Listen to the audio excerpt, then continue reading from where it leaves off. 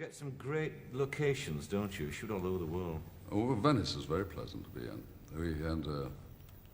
We had, to get permission to shoot in Venice is very difficult because the whole place is sinking. And it's being saved by the British. I mean, the Save the Venice Fund is an English organization because those English people have got flats there and they don't want the place to go under the water.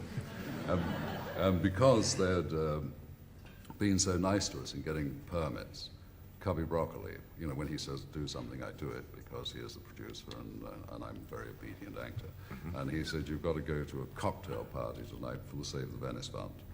And so I went along, and I was also with Ken Adam, who was the production designer, art director on that one, and most of the Bonds.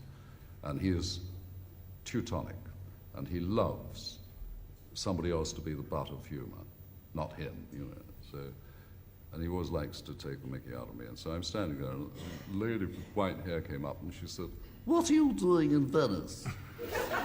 And I said, we're making a film. "Oh, film? What sort of film?" And I said, well, it's a 007, a James Bond film. "Oh, and what do you do?" And Ken is hysterical at this point. I said, well, I sort of try and play James Bond. He said, "Oh, yes." She said, "You'll be very good. I knew Ian Fleming." Are they as much fun to make, those Bond movies, as they are to watch? I mean, and also, are they dangerous? I mean, because you do your own stunt work, don't you? Yes, and I also lie. You also lie. No, I just have doubles for the love scenes. No, yes, there are a lot of bangs and things go on in there. I wasn't. You've got a fairly dirty lot. Yeah, that's right. Yeah. They came straight from the Russell Harty show.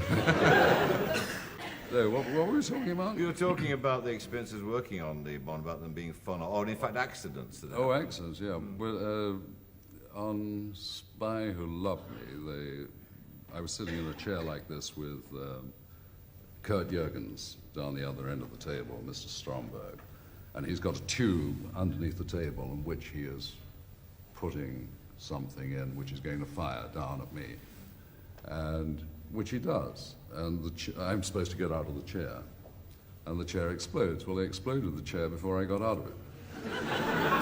And where most of us have one, I've got 3 or 4 holes. It's been very difficult life. I have to take a lease on a whole public lavatory. But talking about the ladies that they're also, not only they're dirty, they're slow. Talking about the leading ladies that you work with, the question that you must get asked all the time is, which is the one that you really fancied the most of all? Well, it's very difficult to answer that question because it looks as though you're playing favorites, but I now have to finally confess that I had quite a torrid affair with a leading lady, Miss Piggy. Oh, who is wonderful. Oh, she's my favorite too. I'll fight you over her, I really will.